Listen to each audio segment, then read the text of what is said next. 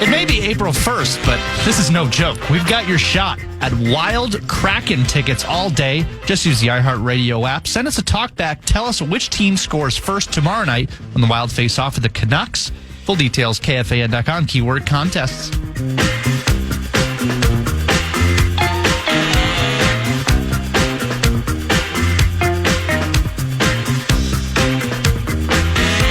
Aaron Gleeman, here is my Royce Lewis question, and there may be a follow-up, but Lavelle and I talked about this on Friday. In a sense, I'm sitting here like you have mentioned, and I'm going, well, is it worth obsessing or laboring over any single managerial move in a season in which there's really very little at stake? Right. But, nevertheless, you're in it. You say, okay, this is kind of curious. But it's precisely because I didn't really think anything was at stake that I was surprised that the new manager pulled him in the ninth inning of, was it the first game of the year or the third? Opening day. Day. Final out of opening day. Exactly. Because I'm thinking, all right, forget matchups, forget whatever else you think you might have an advantage on. This is the year where you're trying to find out whether he can be redeemed and whether he can ever become the player you thought he was going to be, which was a player going to build the whole franchise around. So give me your thinking on it, what the manager's thinking was. What do you make of that? I mean, I think the manager's thinking was as simple as it's a very good, hard-throwing, right-handed closer. Why wouldn't we want to have a decent left-handed bat instead of a decent right-handed bat? I am probably more so on the side you're describing, which is, well, two things. One, Trevor Larnach is the guy who pinch hit for him. Right. Trevor Larnach is he's okay. He's not a special left-handed hitter. And there's also what's called a pinch hitter penalty in baseball, which is whatever a guy's baseline performance is. Let's say in your mind, a guy's a 250 hitter. Well, if he's in the starting lineup, he'll probably hit 250 if he's in the starting lineup. But if he's sitting on the bench for 2.5 hours and you're bringing him in for the ninth inning to face a closer cold, having not seen pitches for the whole day, he's probably a 225 hitter instead of a 250 hitter. And so then you have to even question further, like, is Larnach cold off the bench even a better option than Royce Lewis? But then bigger picture, like you're describing, I agree with you, is if it's some sort of marginal improvement for the matchup in the manager's mind, which obviously he thought it was. Right, yes. Is that even worth any sort of negative, element of removing Lewis from that spot? Because ultimately, this season is going to be a success or a failure, not because of one moment like that, if Larnach comes through, and it also didn't help the reception of that move that he struck out on a pitch out of the zone or whatever. But to your point, they need Royce Lewis to be something. And it's one thing to bat him eighth. I don't have a big problem with that early on. Take some pressure off him, et cetera. Right. But it's another thing to be like, we don't even really trust you to get a hit in that spot. And it's not like they're bringing Babe Ruth off the bench. Right. I mean, it's a worse or similar hitter. And so now, with that said, he responded by homering in the next couple of games. So maybe there was something to it. And I've also heard from people like, okay, he homered in back-to-back games. Well, they can't bat him eighth anymore. And my thing is like, well, isn't that, maybe they should keep batting him eighth? Because one thing we've learned about Lewis, there's no doubt that he's capable of very high highs. The question is consistency and health and avoiding these season-breaking slumps. Yep. And if anything, I would probably lean towards whether he's having great success or not, give him a month in the eighth spot. Reevaluate where he's at. I agree with that. And you can always move him up. But Absolutely. what you don't want to do in my mind is, oh, well, he's batting eighth, but he's got a homer in back-to-back games. Now he's the cleanup hitter. No. Then he goes Too soon. 2 for 25, Yep. and then what do you do with him at that point? Can you ask Gleeman why the Twins have so many left-handed hitting outfielders? It's roster malpractice. I wish I knew. I'm often accused of beating this horse to death over and over again. I agree. I think even some of the bench spots are oddly left-handed. We're seeing now last game, tonight's game, and the next game against Kansas City are all facing left-handed pitchers. And so you're seeing the left-handed version of their lineup, which is really pretty short on right-handed thump, other than like Buxton, maybe Keishel, maybe Jeffers. And they're having to play guys like Wallner against lefties. They're having to play, some pretty lesser guys. They're leading off Austin Martin just because they don't have right-handed firepower, because for whatever reason they collect, and this has been a thing going back 7 or 8 years with Falvey and now under Zoll since Falvey's departure, they just collect like the Trevor Larnach type, which is like an okay but not great left-handed hitter who can't really play defense, so he's kind of a DH left fielder, and he can't really hit left-handed pitching, so he's really just like a platoon left fielder DH. And you can have one of those guys maybe here or there, but to like have three of them at all times, and they have a couple at AAA because there weren't room for all of them in the majors. There's a guy, Alan Roden, at AAA who they got in the Varland trade. I don't understand, and I think what it leads to is the actual like day-to-day utility of your roster suffers because it's like, well, we're fine. We can make it work. And then you face three lefties in 3 days, and it's like, well, you just put out a substandard lineup 3 days in a row because you just have all these lefties who can't hit lefties, and you don't have the complementary right-handed part of the platoon. So I think it's one of those instances where like the sum is less than the parts here because you have these disjointed pieces that don't fit together in any sort of meaningful puzzle. Does your intel and instincts tell you that now that we've had some time go by, that Falvey is relieved that he's not here anymore? I texted him that like a couple of weeks after he left, and he said something to the effect of, I'm going to try to enjoy this, unemployment as it is. Because my view of Falvey, and I think talking to people around the league, they back this up, is the moment his deal with the Twins, like NDA, whatever it is up, and maybe it's already up, the moment he feels like getting another job, he will not only be able to land a prominent job, I think he can have his pick of number 2 jobs in front offices. Okay. And it will not surprise me if next hiring cycle, so next, October, November, if he's getting interviews for number 1 jobs. And I know there are some Twins fans who thinks that that's absurd that he didn't do a good enough job with the Twins, and that's fine. But I think the perception around the league is that they parted ways not necessarily because of his performance entirely, but that the ownership wanted a fresh start, wanted someone different, especially on the business side, and that from Falvey's point of view, it was just kind of like, why do I need to keep doing this? Like the walls just kind of kept closing around him to the point that he had no resources. The roster was what it is. I'm not saying he was a perfect GM. Right. But yeah, I think people are gonna, Rocco Baldelli's already in the Dodgers front office, and I think if he wants to manage next year, he can probably do it. And I think the same is probably true with Falvey. Translate the comments, the quotes we got. I think there were a couple from Buxton and maybe a couple other players about the degree to which they believe the new manager has already proven how he cares about the players. So is that just what you tend to hear when a new manager comes in? Is it either intended or not intended, but a sort of a backward swipe at Rocco before him? How did you interpret those comments in terms of what they meant? I think it's a little bit of my sense, even at the end where there was some friction with some players in Rocco. Griffin Jacks was the one everyone saw publicly and all that. I don't think he was disliked, but I think a lot of managers, Buck Showalter's talked about this a lot. There's like a shelf life. You get like freezer burn after like 4 or 5, 6 years, where it's the same message, it's the same pep talk, it's the same style. And when things aren't going well, players kind of tune it out a little bit. And I think there was some of that with Baldelli. And so then I think it's natural any new manager comes in is going to be able to say, hey, we're going to be driven by fundamentals and we're going to run and we're going to play defense. And it's like, well, I don't really think they're going to do that, but you can say that. I'll also say this about Derek Shelton, and we had him on the podcast for an hour interview. We drank beers in his office and talked about stuff. He's just undeniably a good personality. Like, he is very outgoing. He's got a good sense of humor. He's gruff, but in a way that I think is endearing. And he definitely is a guy who is trying to connect on a daily basis with as many people as possible, even if it's just, little fist bump, little comment or whatever. And I'm not saying Baldelli wasn't like that, but he was a little bit more hands off, let everyone do their jobs. Right. If someone wants to talk to me, they can talk to me. And I also think, though, this is natural. Like, you fire a Bobby Knight type, you're not going to bring in another Bobby Knight type. And I'm not saying Baldelli was a Bobby Knight type, but I think in any circumstance, different style. You fire Kelly, you bring in Gardenhire, who's the ultimate player's manager. Then you fire Gardenhire and you bring in Molitor, who's like more of a guru who did it himself.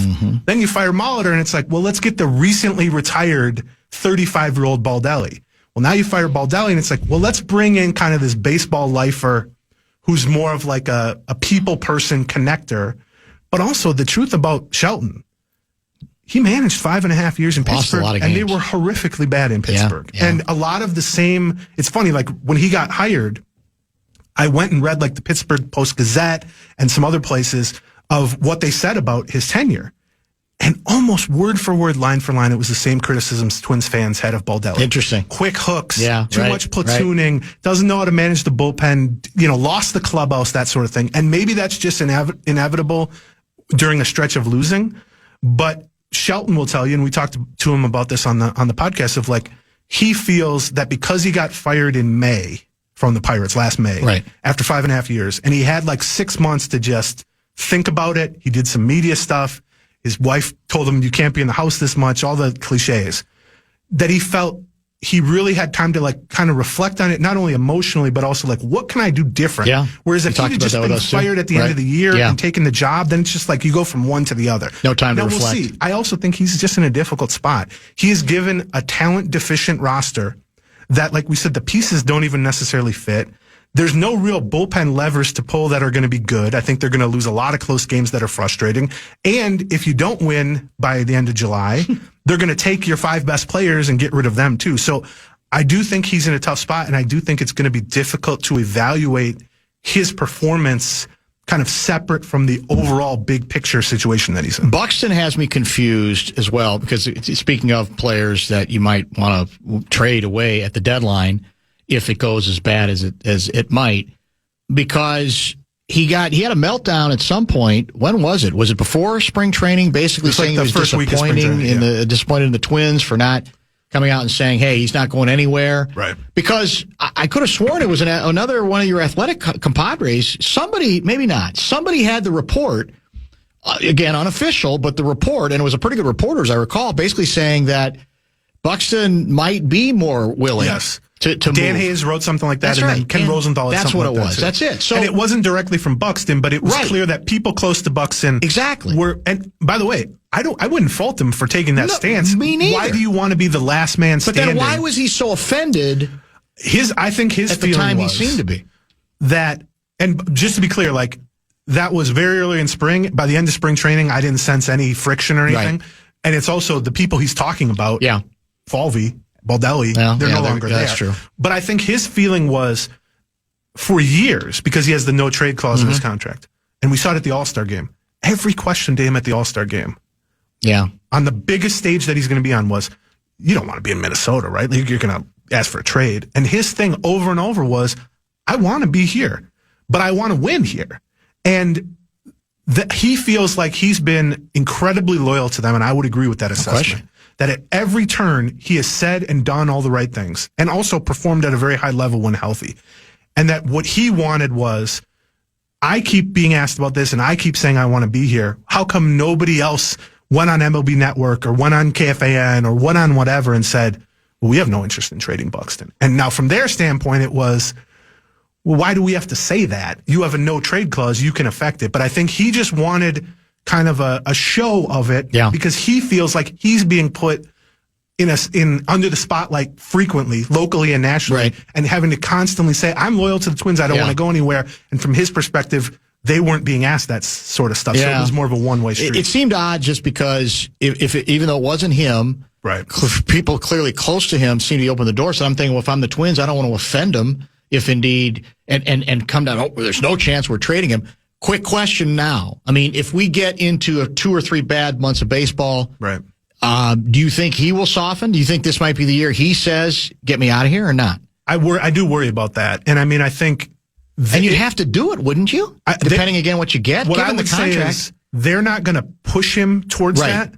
But also, I think you could argue that they have been pushing him towards that by the quality of the roster and the lack of payroll and just the overall dysfunction around this franchise. And if you're him and you're 32 and he's making $15 million a year, which is not among the 100 highest salaries in baseball. He's coming off an all-star season. He's still playing at extremely high level. There's no doubt that teams would line up to trade for him.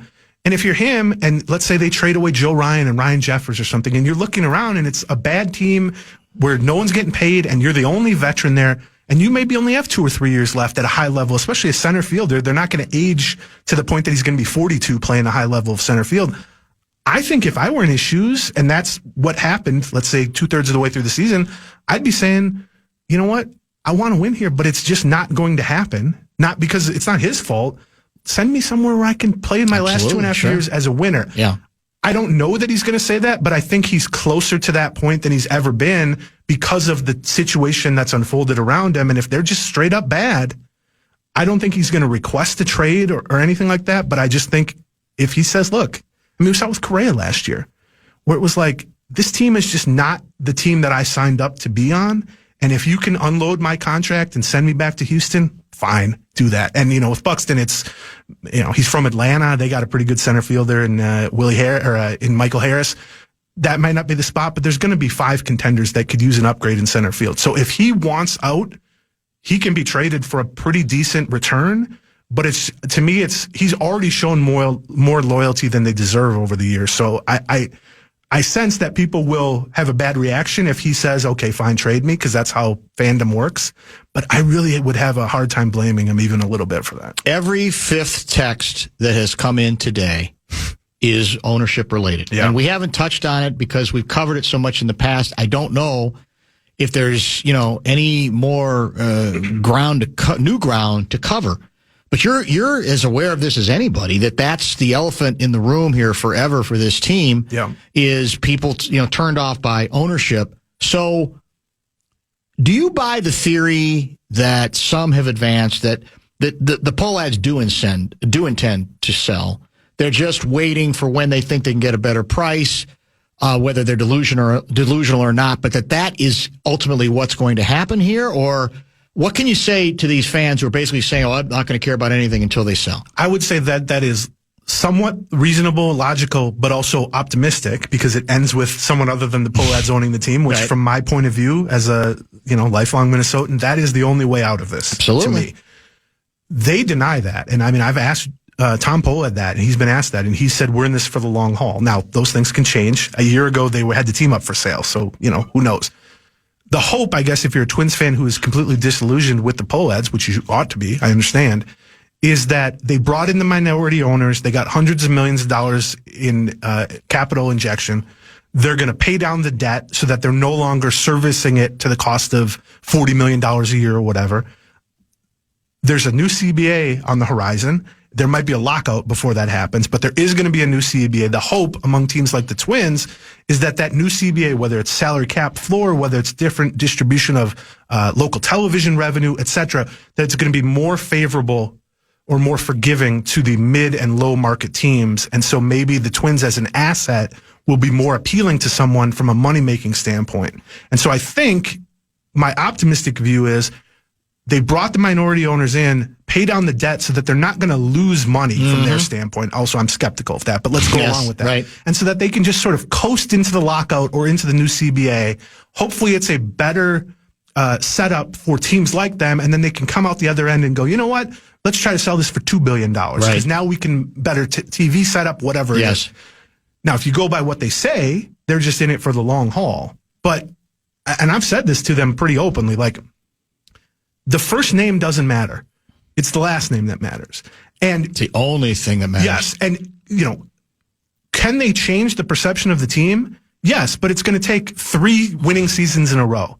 And I don't think they're well positioned from a talent standpoint or a spending standpoint for that. 3. And also that in the meantime, you can't project that. And so I do think they don't quite realize the extent to which they cannot climb out of this hole they have dug from a fan morale standpoint, short of consecutive winning seasons, but they had the chance to do that in 2023 and they kneecapped themselves. And so do I think they're in it for the long haul? I can only go by what they say to our faces.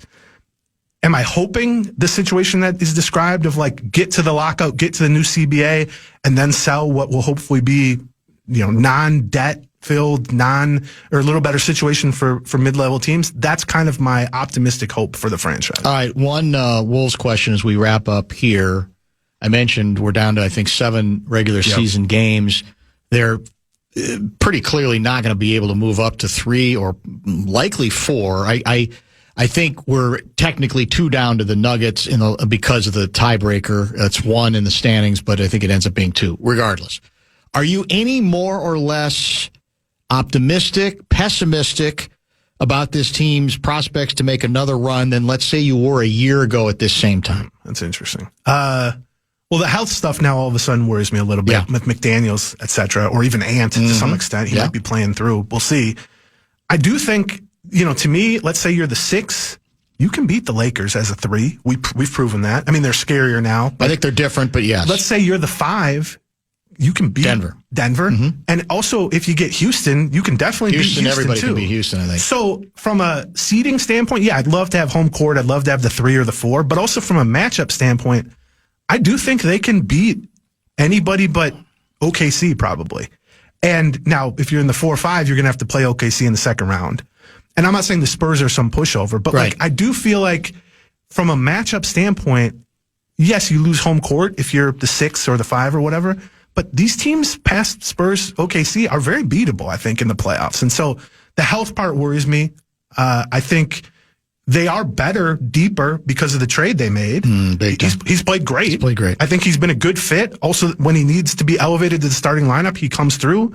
I like that. But the McDaniels thing worries me. Obviously, we saw a couple years ago when he was out for the playoffs, like how fast things can fall apart. But in my mind, maybe I view them a little bit lower upside, but also I am not impressed by Houston at all. No, Houston's very vulnerable. I still think the Lakers in a playoff setting can be roasted by a good offense. And Denver is good. Although they're not guarding. I mean, they won 6 in a row, and they've had a lot of injuries, but they don't guard. We know that's going to be Denver Wolves would be a great series, but we know either team can beat the other team. That's true. So from that standpoint, I think it's going to be matchup dependent. Now, if they fall to 7 or something and they got to play the Spurs, but it seems like they're pretty much locked into they can't go down to past 6. You're right. So I'm cautiously, not optimistic, but not pessimistic. The sneaky best story in this league right now, I think, involves an ex-Timberwolf. The Karl Anthony Towns saga, as it's playing out right now, is astonishing to me. He has become this lightning rod figure well beyond what he was here. And it's fascinating to me because every ex-player wants to sit down with him and give him advice. And you got to do this. You got to be more assertive. You got to raise your hand and demand the ball. You know what I say? You got to get the ball out of the point guard's hands because he does not like it out of his hands. So it's fascinating to see a guy who got his share of criticism here, as you well know.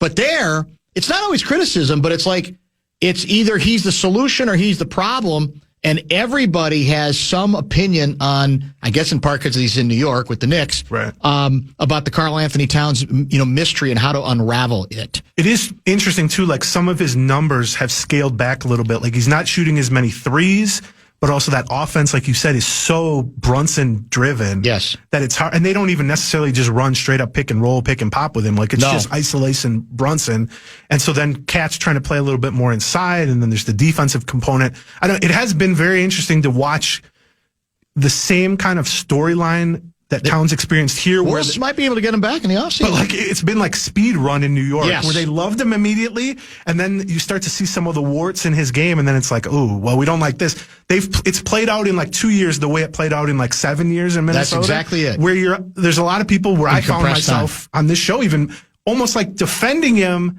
not even thinking I was that the high biggest on him, fan of his, but almost just because it's gotten so absurd. So crazy, And then there were other people that were like, why is this guy viewed as a superstar? I don't know. The Knicks are such a strange team, especially they made the coaching change. Stylistically, they're a little different, but the East is winnable, but what the Celtics have done in the East is absolutely remarkable. And now Pistons are pretty strong too. So I think probably the Knicks, he's going to make another conference final and not potentially, that's sort of where I think they're limited, but maybe the Wolves are probably limited at that too, I guess. He is ranked in touches per game. 111th in the league. 111, and Brunson's got to be third. Brunson's 4. Okay, yeah. And again, we all know Cat sometimes can be too passive. I don't even let him off the hook totally. But I'm telling you, I've watched that team over and over again, and it's the old deal. If you have him, if you're bothered by what he can't do, then you shouldn't have kept him. You should already have traded him. Right. But if you got him, you have to figure out a better way to use him. And I don't think it's. I guess you could say it's coaching to the extent that the coach has to set the tone. But I think Brunson's Brunson. And he's a tremendous, tough, clutch player. Yes. But I do think they'd have been better off if they would run a little more of an open offense where he makes it his objective to get Towns the ball more. I feel like Brunson is a little bit like Luka in the sense that you can just have him be the whole show. That's a good way to put it. On some nights, or even most nights, he'll pull it off. But then what you find is guys just stand in the corner for possession after possession. That's exactly it. And if you allow Karl Anthony Towns to do that, to sort of just space his way out of every play, he will do it. And also, if he's not firing away from three, which he's gone kind of back and forth on that over the years, then his efficacy just goes right down. So, yeah, I know they're a weird team. I mean, Brunson's amazing, Luka's amazing, but also I wonder come playoff time, can you be that like centric on one player at the expense of other great players where they're just sort of bystanders? You can win series. The question is, can you win the whole thing? Thanks for the extended time, man. Especially on short notice. Good to see you. Home opener Friday, we think. Maybe, yeah. Depending on, iffy weather situations. People should dress warmly. Given there's no off day in between, like there usually is as a buffer, are we talking double header Saturday or Sunday? Don't they wouldn't do that this early, would they? To me before the season's even started. Yeah, I mean, they got to play them. Yeah. I mean, they could find some common off day, I guess, later in the season, but that's a bad foot to get off on. I'm sure you'd look forward to a twin bill right away. My God. With so much at stake. You know what? How about triple header Sunday? There you go. Let's do it. Let's just play the whole season like that. Thanks, man. Appreciate you. Aaron Gleeman, great stuff as always from him. Let's get caught up. Don't forget Kessler joining in about 1 hour.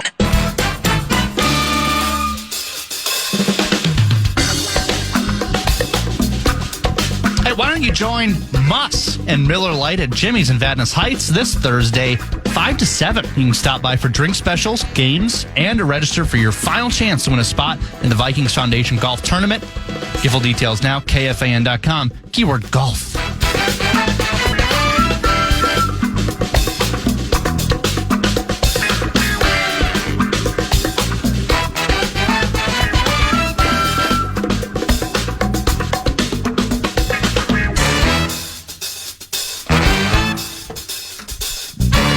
Such funky bumper music these days, isn't it? Just moves. It's the best. Lots of text coming in on a number of controversial subjects. Any guesses on what the president's going to announce tonight in his address to the nation? That's from 612 Guy. That is a good question for our 5:30 guest, Pat Kessler. Is it 8 o'clock tonight or 9? I thought it was 9 o'clock, but that might have been Eastern. You're asking the president is addressing the nation regarding the war with Iran. Thank you for the Gleeman segments, Dan. Much appreciated. Always insightful. That's Jeff and Lindstrom. An hour of Twins talk. Oof. That's from 651 Guy. I would say to the second 651 Guy, it really wasn't. First of all, it was an hour and a half. And secondly, or close, hour and 15. And secondly, it really wasn't an hour and 15 minutes of Twins talk. That, to me, was the beauty of it. There was plenty of esoteric baseball conversation before we even addressed the Twins. And the bumper-to-bumper philosophy is that it's unlikely we're going to talk that much Twins again for the next 6 weeks. So what you do is when you have a valuable guest in and available, you take full advantage of the primer opportunity. And that, for me, is what this is. It's a primer opportunity, whether you think they're going to stink or whether you think they might surprise people, and I don't think there's many people in the latter category. I certainly am not. I think they actually might be worse than advertised.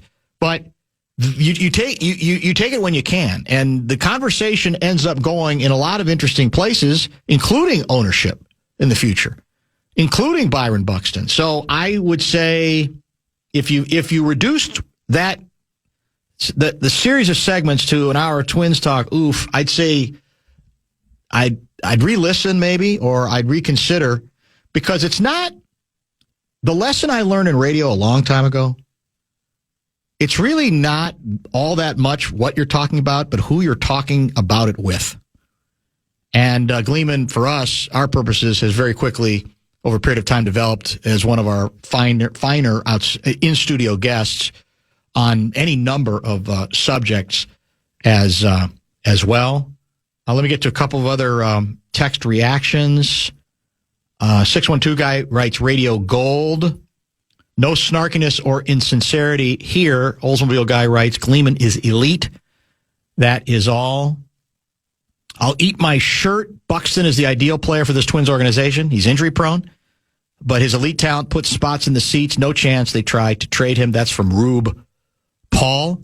Well, to the extent that they're going to have any fans in the seats at all, you're right. He's one of the few that you'd say, hey, Buxton's starting tonight. He's in center field. Might hit a triple. Might make a circus catch over the wall. I'm not sure any player matters at this point if the team is as crappy as it is advertised. But my position on Buxton is really the same as it was on Joe Ryan, that once I realized we were going to cut another $30 million from payroll, it was almost the opinion of, who are we kidding? Trade everybody. Trade Ryan, trade Buxton, because what you're doing in this tweener approach you're still going to be at best mediocre. And I know to suggest they trade everybody is almost to enable the Twins to say, oh, really? Okay, we'll save even more money. I understand the enabling part is frustrating to people, but I'm done kidding around with this organization or thinking that anything is going to change. So, to a certain extent, it's my way of saying just fess up 100%, because you're not fooling anybody with the approach you're taking. So just get rid of everybody. Turn it into your minor league team if you want to. And then maybe St. Paul becomes a AA affiliate. I have absolutely no idea, because at that point, this would become a AAA affiliate as well. Let's get to a couple more. Too bad we can't use that manager logic on owners. Fire the Poads, get an owner, they'll spend money. Wouldn't that be nice? Well, that's the underlying plea, which we get, but I don't know that we're going anywhere with it right now. Royce Lewis, soft tissue injuries also. Maybe you should spend some time stretching and doing yoga to prevent injury instead of just powerlifting and getting tighter and tighter muscles. I hope the Poads seller considers selling after this year. Fan base hates them as owners, and the morale is at an all-time low. Yeah, we know all of that is undeniable. That's at this point kind of stating the obvious. That's sort of where we are at this point. Pursuant to your discussion on the screwball, you might check out Carl Hubbell, a Hall of Famer and truly dominant pitcher, mostly in the 30s. Yes, Carl Hubbell was a terrific lefty, and my recollection is, didn't he make All-Star Game history to the extent that, over a century later, people still talk about I thought he struck out like one of the great murderers row of hitters in history, including Babe in an All-Star Game. Babe Ruth, Lou Gehrig. I think there were like 5 or 6 all-time great hitters in a row that he struck out in an All-Star Game, part of that old-fashioned Major League Baseball lore back when people were paying attention to those kinds of things. Cy Young winner Mike Marshall was a screwballer, spent time with the Twins. That's a good callback as well. Fernando Valenzuela was known for throwing, they called it, the shortened version of it was the Scroogey. Screwball was the Scroogey in the vernacular of the day. Last but not least, because we got to get caught up here with one more quick pause. Dan, I think your guest nailed it. I was against this new system of balls and strikes because I missed the old Earl Weaver and Billy Martin days going face-to-face with the ump. I thought we were going to lose that, but he makes a great point on the batter having to make his first move a challenge request. I did not know that was the case. So that being the rule, I think we're going to have possibly more arguments between the manager and the umpire. Well, we already did. Twins manager already booted because he didn't think the tap on the head or the batting helmet or whatever was quick enough, right? That was the whole issue. And that's going to happen. That has happened in other sports as well in terms of how quickly the summons is made to call for a challenge as well. Kessler at about 5:30 today, I mentioned we'll probably get to the president's speech scheduled for later tonight in prime time. There's a lot of other juicy stories to discuss with Special K. I've got a couple of other things on the combo platter as well. Even before Kessler's in, we got top 5 at 5 yet to come as well. Going a little bit long with Mr. Gleeman. Let's catch up with a very brief pause and back with more controversy when we return.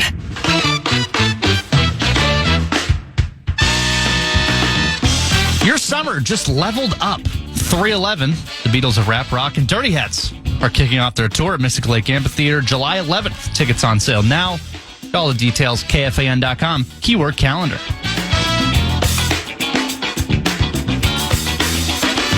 One of our unofficial bumper-to-bumper historians writes regarding the Carl Hubbell All-Star Game brilliance as a pitcher. He struck out Babe Ruth, Lou Gehrig, Jimmy Fox, and Al Simmons. So it's 4 in a row. I thought it might have been 5, but they were all like, well, obviously Gehrig and Ruth speak for themselves, but Jimmy Fox was also an all-time slugger. Al Simmons was an all-time hitter as well. That's the first thing I think of when I ever think of Carl Hubbell. The name came up because I was talking about screwball pitchers. Not as in they like had screwball minds, but the pitch their specialty pitch was called the Scroogey, the screwball for sure.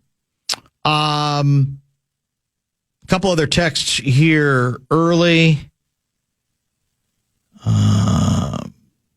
Dan, regarding the long baseball segment, you're experiencing PHS overflow Polad hatred syndrome.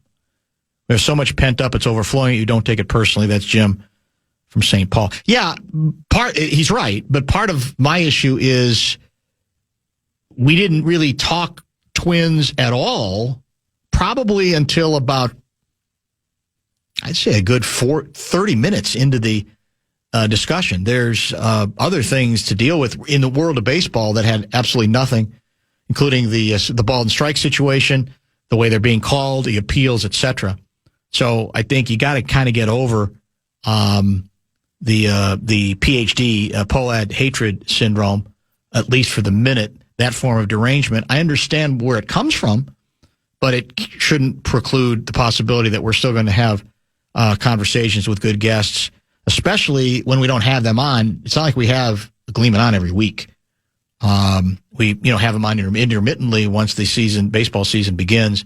612 guy, how come you're not talking about the Springsteen concert? No conspiracy there. It may come up with Kessler, who's going to join us at 5:30. I don't know why he would ask that any more than any other concert. Some concerts we talk about, some we don't. We did talk extensively about Springsteen's appearance here a few weeks ago in a very political vein with John Bream in much detail. In fact, we talked to him, I think, shortly after Springsteen performed. So to 612 guy, I'll just say I hadn't come up. I didn't go. I don't have a lot to say about it. He's performed here about 500 times. So yes, what I've been told is that by even Springsteen standards, it was an extremely political approach. That's not illegal. I'm not suggesting that he has to pull any punches. You do what you do. And I don't have any problem with that, but I don't have anything else all that pithy, I think, to say, and maybe that's a disappointment to 612 guy. I'm not exactly sure. What else do we have here? There's another subject I want to introduce, but we're not enough time right now, so I don't want to get too far into that. Dan, I like the baseball talk. Gleeman's great. I'm not as transfixed with hockey, but love when Louis is on. You loved the Louis comments about what Johnny Athletic said on the show, didn't you? You were like you were in your glory listening to Louis basically savage Johnny Athletic. I think it was a preposterous statement. But again, it's not, well, basketball's easy. It doesn't take any toll. But if you're arguing you're not arguing one does and one doesn't. You're arguing which one is more. To me, it's not even a question. Like, obviously the NBA takes a toll, but you get touched and it's a foul. You got guys getting poked in the eye and it's over for them. And meanwhile, you've got, Jack Hughes losing a tooth and scoring a game-winning goal. So give me hockey as a comparison any day. Well, yeah, because you like hockey better. Of course. It's as simple as that. Because somebody said, well, you get stitched up in hockey, you get right back out there. in basketball, you're out for 6 weeks. Well, that sounds cool. It sounds like a good thing to say. But just the other day, the last time we played Houston, the game where we were down 13 in overtime, then won scored the last 15 points to win it. Who's the big man for Sengun for Houston? His lower lip was hanging. There's like a flap of it hanging down. Yeah. He was bleeding all the way across the court. I don't think he left the game. So I just think it's fun to do the repartee and the back and forth. I just think they're such different endeavors that it's not a game I'm all that interested in. And I don't mind starting the fires. I don't necessarily want to participate in too much of the accelerant, however. LeBron is old. Reeves is cold. Luka should fold. Wolves in 5. Well, we may end up playing the Lakers, man. It's possible. And all I'll say to Wolves fans is don't get too cocky. I certainly think the Wolves can beat the Lakers again. I still believe there's serious question about how the Lakers would guard or will guard. But I also say this, and I'm not the first to say it. They're wired and constructed a little different this year in terms of both personnel and configuration. And the latter is important because what has evolved this season is LeBron James at age, is he 41? Whatever his age is, has come now finally fully to the terms with the fact that he's the third option. And ever since he seemed to come to Jesus, that's in that sense, the team's better for it. That's a hard reckoning for an all-time great player. To not be, okay, I know it's not me because it's Luka, but it's, wait a minute, you're saying I'm not the number 2 guy? And the Lakers are saying, for us to take our best shot at this, you got to be the number 3 guy. And I'm going to tell you something. If LeBron's your number 3 guy, deferring that much, that's a more dangerous proposition, I think, than the Lakers represented last year. So I think you just have to put that under consideration here before you make it sound like it's going to be another, easy road if you're playing the Lakers again. The Wolves, the only teams that I think are truly scary in the West are the top 2. And on the Spurs, I still like to think, well, they haven't really done anything in the postseason, so some things might get a little bit challenging for them. But beyond that, the Wolves are in that next group. I don't think there's any question about that part of it. But I don't think anything also should be taken for granted on the basis of the fact that they've made the runs the last 2 years either. That's for sure. Well, as I mentioned, Kessler is going to join at 5:30. We've got the top 5 at 5 yet to come. You know what we haven't talked about? We're going back to the moon.